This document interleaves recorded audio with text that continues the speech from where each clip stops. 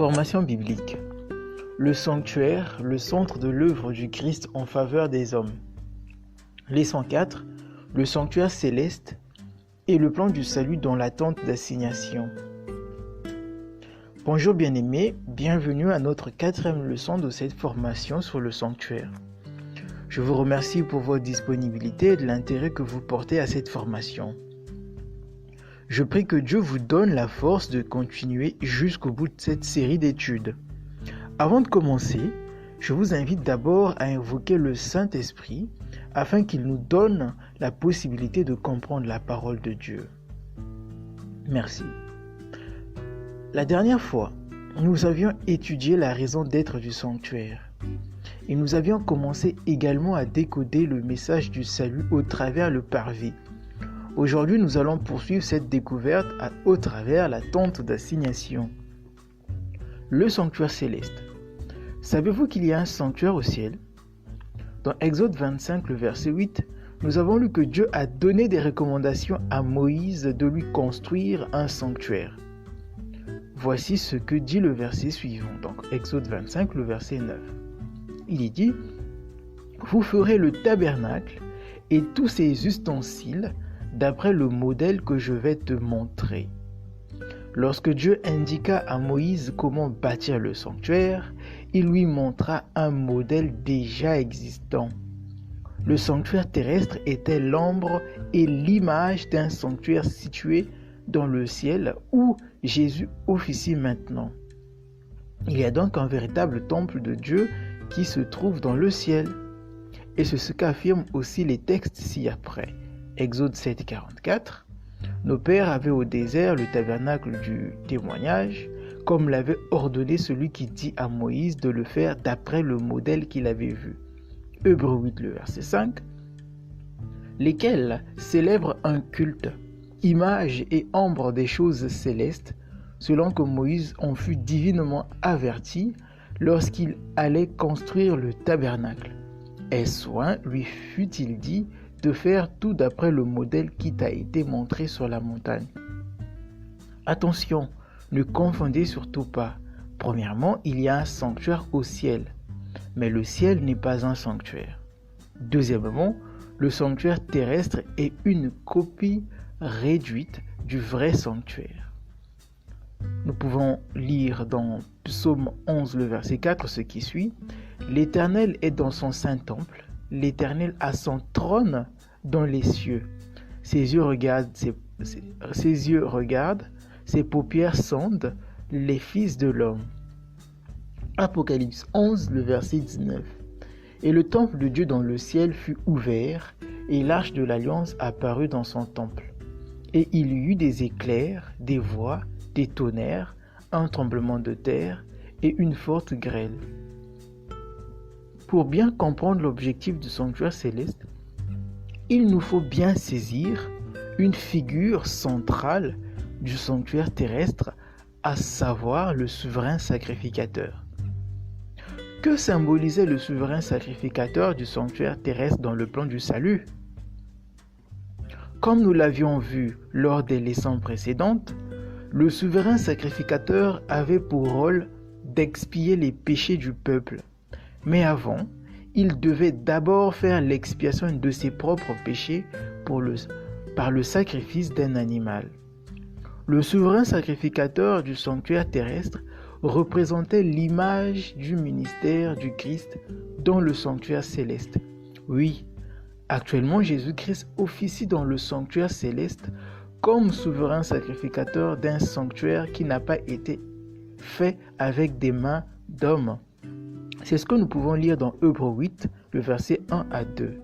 Le point capital de ce qui vient d'être dit, c'est que nous avons un tel souverain sacrificateur qui s'est assis à la droite du trône de la majesté divine dans les cieux, comme ministre du sanctuaire et du véritable tabernacle qui a été dressé par le Seigneur et non par un homme. Ou encore, Hébreux 9, le verset 11, je lis « Mais Christ est venu comme souverain sacrificateur des biens à venir. Il a traversé le tabernacle plus grand et plus parfait qui n'est pas construit de main d'homme, c'est-à-dire qui n'est pas de cette création. Pour résumer, il y a un sanctuaire céleste et Jésus-Christ y officie actuellement en tant que souverain sacrificateur. Le souverain sacrificateur du sanctuaire terrestre était un type du céleste. Alors, qu'est-ce qu'un type? Le type est un exemple, la préfiguration d'une réalité telle que nous la trouvons dans la Bible. Tenez par exemple, Jonas qui a fait 3 jours et 3 nuits dans le ventre du poisson est un type de Jésus qui a fait 3 jours et 3 nuits dans la tombe. Jonas est le type et Jésus-Christ est l'antitype. L'antitype est l'accomplissement du type. D'après vous, quelle légitimité avait Jésus-Christ de chasser les marchands du temple dans Matthieu 21, le verset 12, tel qu'écrit dans ce texte? En tant que souverain sacrificateur, il était légitime pour lui de mettre de l'ordre dans la maison de son Père. Rappelez-vous, chaque élément du sanctuaire terrestre pointait déjà vers Jésus-Christ. Prenons un texte qui est souvent mal interprété, au fait que beaucoup ne tiennent pas compte du contexte. Il s'agit du texte de Colossiens 2, le verset 16 à 17. Que personne donc ne vous juge au sujet du manger ou du boire, ou au sujet d'une fête, d'une nouvelle lune ou des sabbats. C'était l'ombre des choses à venir, mais le corps est en Christ. Les services religieux du sanctuaire terrestre étaient accompagnés des fêtes annuelles, et chacune des fêtes était un sabbat cérémoniel. Au total, il y avait 7 sabbats cérémoniaux tout au long de l'année juive. Ces derniers ne sont pas à confondre avec le sabbat hebdomadaire. En effet, ces sabbats qui préfiguraient Jésus-Christ avaient trouvé leur accomplissement en Christ. Voilà pourquoi il est dit, c'était l'ombre des choses à venir, dans le corps où la réalité était Christ. Donc tout cela se concrétisait en Christ. Pour la prochaine leçon, nous étudierons la typification de Jésus-Christ au travers les fêtes religieuses du sanctuaire terrestre. Une leçon très passionnante avec beaucoup de vérités bibliques à découvrir. Mais revenons sur ces sabbats cérémoniaux. Il y en avait 7. Le 15 du mois de Nissan,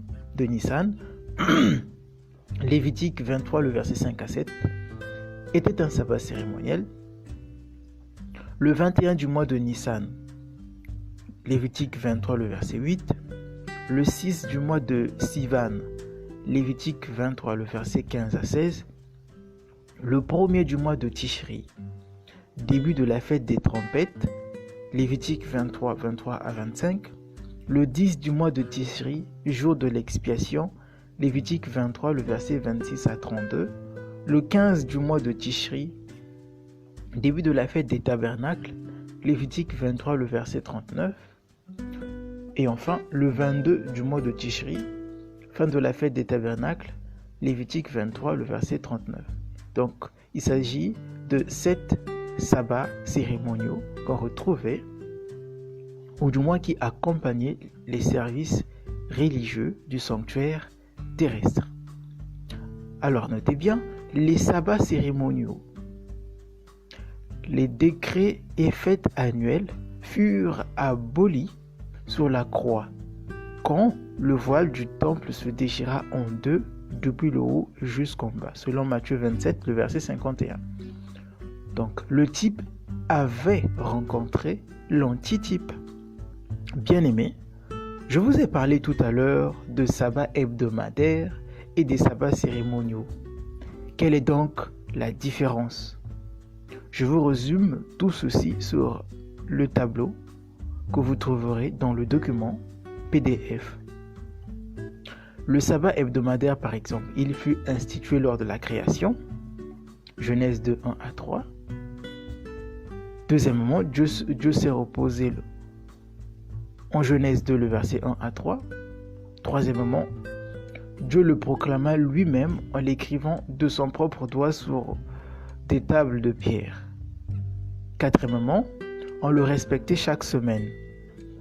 Exode 20, 8 à 11. Cinquièmement, le quatrième commandement n'inclut pas les sabbats cérémoniaux, selon Exode 20, le verset 8. En sixième point, il s'agit d'un signe perpétuel, selon Exode 31, le verset 16 à 17. 7. Il fut établi en guise de rappel de la création, selon Exode 20, le verset 11. 8. Il ne fut pas aboli par Jésus, selon Actes 15, 21, Actes 17, 1 à 2, Actes 18, le verset 4, Matthieu 24, le verset 20 et Luc 23, le verset 56. 9. Dieu l'appelle mes sabbats, selon Ézéchiel 20, 20.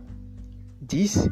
Le septième jour devait être observé, ce qui n'est pas le cas avec les sabbats cérémoniaux.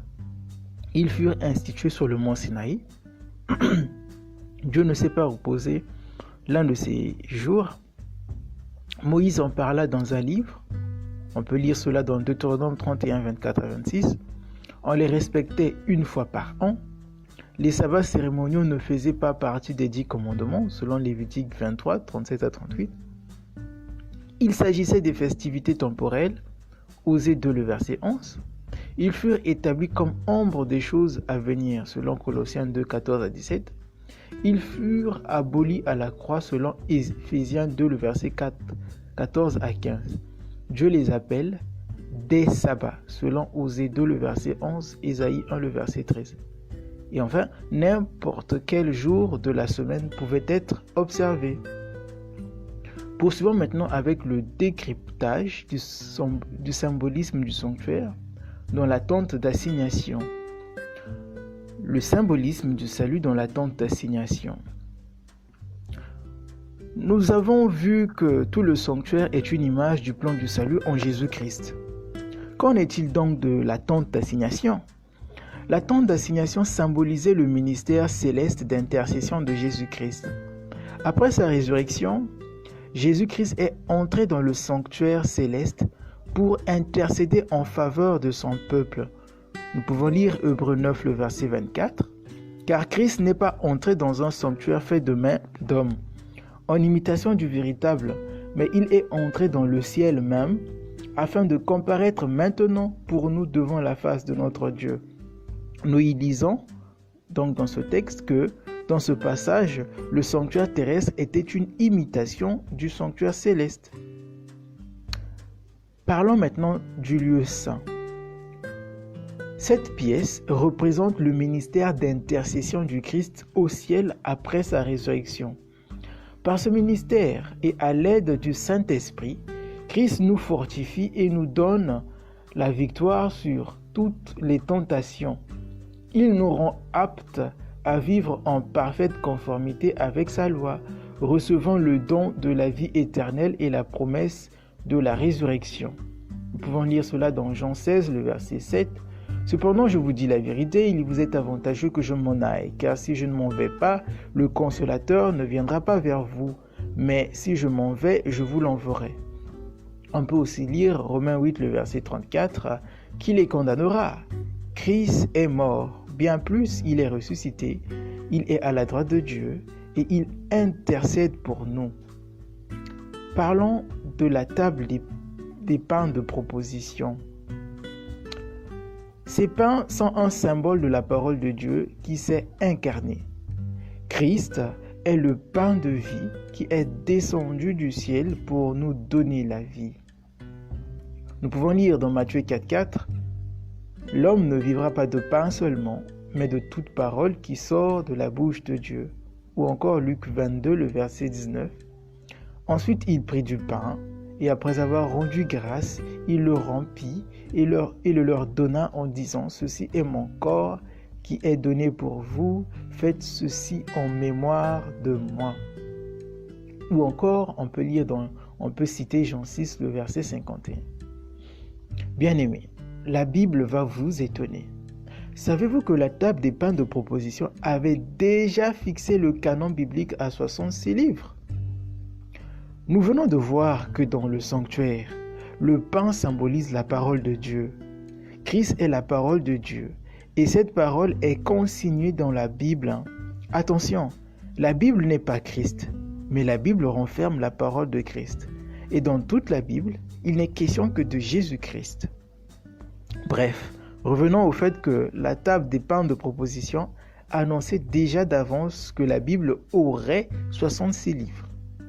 Pour vous le démontrer par la grâce de Dieu, lisons dans Lévitique 24, le verset 6. Il est écrit « Tu les placeras en 2 piles, 6 par pile, sur la table d'or pure devant l'Éternel. » Amen. Autrement dit, les pains sur la table étaient repartis en 2 colonnes et chaque colonne comptait 6 pains, donc 2 blocs de 6 et 6, soit 66. Je ne parle pas d'addition ici, mais de 6 pains à côté de 6 autres pains. Comme vu tout à l'heure, le pain symbolise la parole de Dieu, selon Matthieu 4,4 ou Deutéronome 8, le verset 3. Le sanctuaire, qui est le GPS, la carte du chrétien, confirme bien que la Bible compte 66 livres. Étonnant, n'est-ce pas? Je sais aujourd'hui il y a des Bibles qui dénombrent 72 livres, voire plus. Il s'agit des livres apocryphes ajoutés aux 66 livres de la Bible dont beaucoup sont sujets à de grandes controverses quant au message contenu et certains autres paramètres discréditants. Ils peuvent avoir une importance historique, mais ne peuvent en aucun cas faire autorité en matière de foi. Cela pourrait faire l'objet d'un exposé biblique dans une autre formation ou un autre séminaire de Sola Scriptura, si cela vous intéresse. Parlons du chandelier à 7 branches. Le symbolisme du chandelier représente Christ qui est la lumière du monde. L'huile dans le chandelier symbolise le Saint-Esprit. Par le Saint-Esprit, Christ illumine notre cœur de la grandeur de son amour. Cela est appuyé par Jean 8, le verset 12, Psaume 89, le verset 20.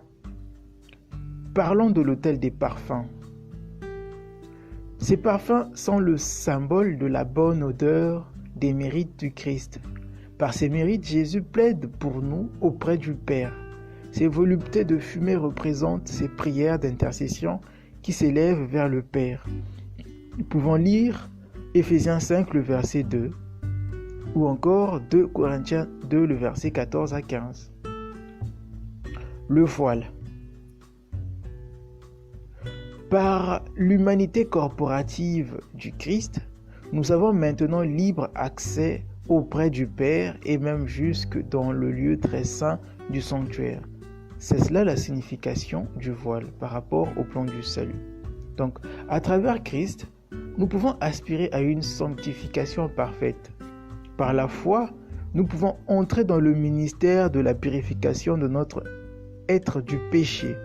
À travers lui, nous avons accès auprès du Père et il peut ainsi intervenir avec puissance dans nos vies. Les chérubins dessinés sur le voile représentent l'importance du ministère des anges dans le plan du salut pour l'humanité.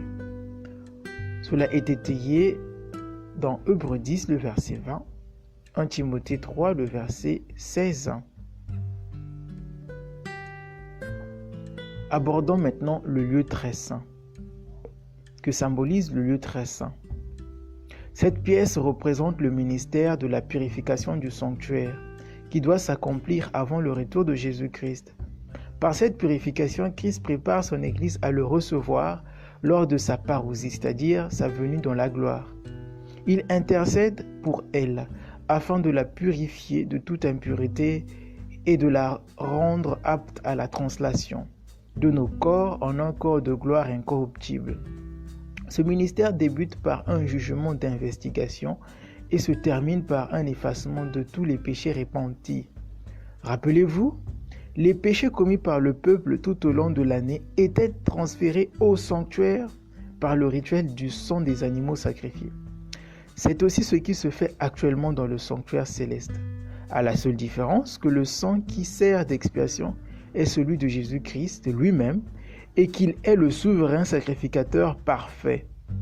Lorsque nous obtenons le pardon des péchés par le moyen du sang de Jésus-Christ, le péché est transféré au sanctuaire céleste. Dans ce cas, quand débute la purification de nos péchés dans le sanctuaire céleste, Étant donné que nous avions vu qu'il y avait un jour tout au long de l'année juive où le sanctuaire terrestre était purifié. Donc nous répondrons à cette question lors de la prochaine leçon. Alors, le jour du Yom Kippour ou encore le jour de l'expiation était un jour de jugement pour le peuple d'Israël. En ce jour, toute l'assemblée d'Israël devait jeûner et prier, s'examiner pour voir si tous les péchés étaient confessés. Voilà pourquoi il est un jour de jugement d'investigation. Car si parmi le peuple, il y avait des personnes qui n'avaient pas confessé leurs péchés, lorsque le souverain sacrificateur sortait du lieu très saint, ils étaient retirés pour toujours parmi le peuple, c'est-à-dire ils mourraient. Le jour de l'expiation terrestre était l'image du vrai jour de l'expiation de Israël spirituel.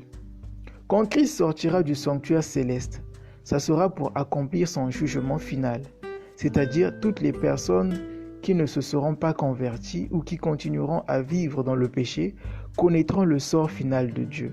Ils connaîtront la seconde mort, celle où l'on est détruit à jamais. Nous pouvons lire cela dans Apocalypse 11, le verset 18 à 19. Daniel 8, le verset 24 nous permet aussi de comprendre cela. Il s'agit de la prophétie des 2300 soirs et matins. Je lis, et il me dit, 2300 soirs et matins, puis le sanctuaire sera purifié.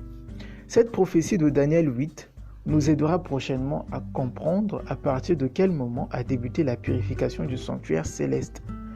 Dans cette prophétie, il ne s'agit pas de la purification du sanctuaire terrestre car celui-ci n'existe plus déjà. Nous pouvons lire 1 Corinthiens 15, le verset 51 et au verset 54 pour approfondir dans la compréhension. Maintenant, parlons d'un mobilier dans le lieu très saint, à savoir l'Arche de l'Alliance. Qu'est-ce qu'il représentait par rapport au plan du salut? Ce meuble représente le jugement dernier de Dieu, dont la justice du Christ sur le trône de sa gloire. La vie de Jésus est le modèle sur lequel repose notre jugement.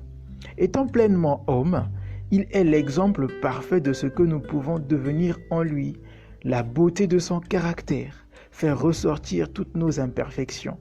Quand nous nous approchons de Jésus, tous nos défauts sont mis en lumière et peuvent être ainsi nettoyés. Lisons Jean 5, le verset 22 et le verset 27, Jean 12, le verset 48, ou encore Apocalypse 14, le verset 7 pour approfondir dans la compréhension. Parlons du coffre. Qu'est-ce qu'il symbolisait? Ce coffre recouvert d'or représente le témoignage de Dieu qui est Christ. On y découvre dans le coffre la parole de Dieu qui est Christ, donc les deux tables de pierre, la nourriture de vie qui représente aussi Christ, qui était la manne, et la direction de nos vies qui est encore Christ, représenté ou symbolisé par la verge d'Aaron. Nous pouvons lire dans Hébreux 9, le verset 4, l'arche de l'alliance entièrement recouverte d'or, il y avait dans l'arche un vase d'or contenant la manne, la verge d'Aaron, qui avait fleuri et les tables de l'alliance. Jean 1, le verset 14, Jean 6, le verset 57 au verset 58, ou encore le psaume 23, le verset 4, nous donne une meilleure compréhension de ce que nous venons de dire. Passons maintenant au propitiatoire. Ce couvercle représente la miséricorde de Dieu qui nous couvre de son amour.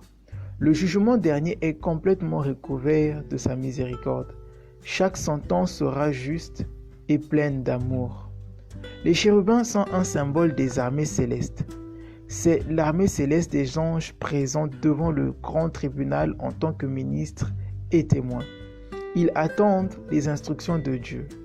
Un ange gardien est assigné à chacun de nous.